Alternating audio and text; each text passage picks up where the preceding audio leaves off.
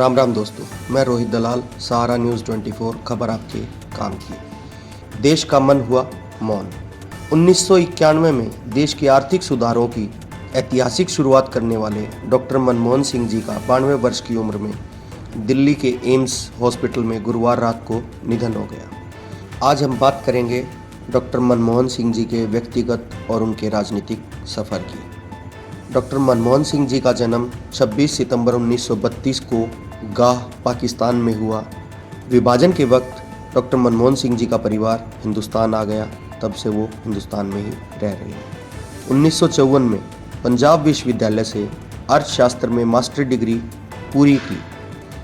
Doctor Manmohan Singh ji ने 1957 में Cambridge university से इकोनॉमिक ट्रिपोज, जो कि 3 वर्षीय एक डिग्री प्रोग्राम होता है, उसके तहत डिग्री प्राप्त की।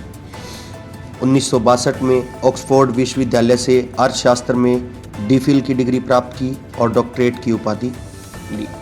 1971 में डॉक्टर मनमोहन सिंह जी का भारत सरकार में राजनीतिक सफ़र शुरू हुआ।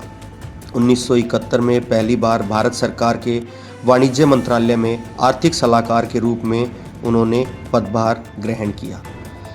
इसके बाद डॉक्टर मनमोहन सिंह जी 1972 में वित्त मंत्रालय में मुख्य आर्थिक सलाहकार के रूप में नियुक्त किए गए। 1980 से 1982 तक योजना आयोग के सदस्य रहे।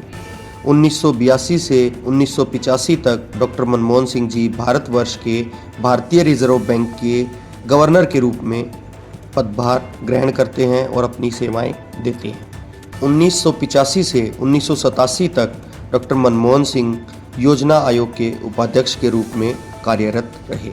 1987 से 1990 तक डॉक्टर मनमोहन सिंह जी जिनेवा के दक्षिण आयोग के महासचिव के रूप में कार्यरत रहे। 1990 में आर्थिक मामलों पर प्रधानमंत्री के सलाहकार नियुक्त हुए। 1991 में विश्वविद्यालय अनुदान आयोग के अध्यक्ष के रूप में नियुक्त हुए। 1991 में देश के आर्थिक सुधारों के लिए डॉक्टर मनमोहन सिंह जी ने कई ऐतिहासिक फैसले लिए। 1991 में डॉक्टर मनमोहन सिंह पहली बार असम से राज्यसभा के लिए चुने गए और यहाँ से अर्थशास्त्री डॉक्टर मनमोहन सिंह जी का राजनीतिक सफ़र शुरू हुआ। 1991 से 1996 तक पीवी नरसिम्हा राव जी की सरकार में वित्त मंत्री के रूप में उन्होंने अपनी सेवाएं दी। 1998 से 2004 तक राज्यसभा में, जो हमारे लोकसभा का ऊपरी सदन होता है, उसमें विपक्ष के नेता के रूप में उन्होंने अपनी भूमिका निभाई।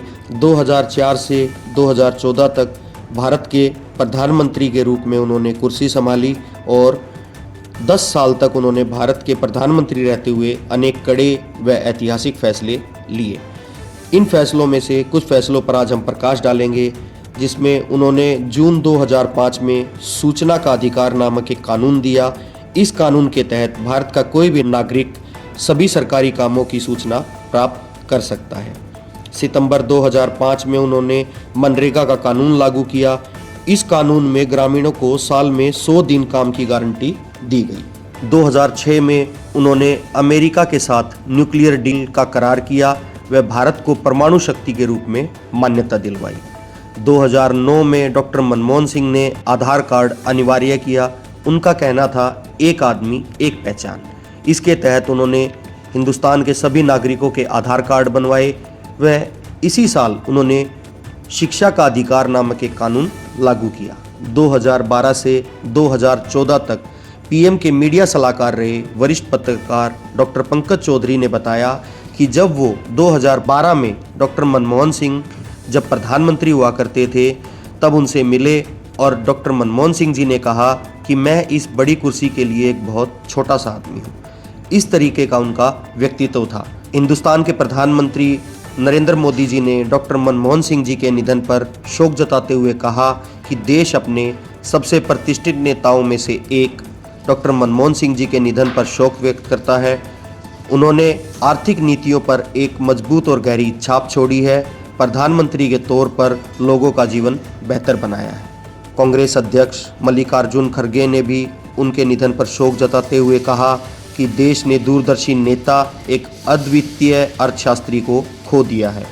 उदारीकरण की नीति से मध्यम वर्ग का सृजन हुआ, करोड़ों लोग गरीबी से बाहर निकाले गए। वे शब्दों की जगह कर्म करने वाले व्यक्ति थे।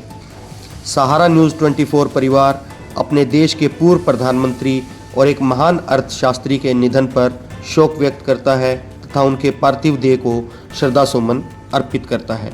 सहारा न्यूज़ 24 परिवार भगवान से प्रार्थना करता है कि डॉक्टर मनमोहन सिंह जी के परिवार को इस दुख की घड़ी में उबरने की क्षमता प्रदान करें। डॉक्टर मनमोहन सिंह जी का व्यक्तिगत और राजनीतिक सफ़र काफ़ी लंबा और संघर्षपूर्ण रहा और इस सफ़र में उन्होंने अनेक ऐतिहासिक और कड़े फैसले लिए। एक महान अर्थशास्त्री के रूप में उन्हें आज भी देखा जाता है।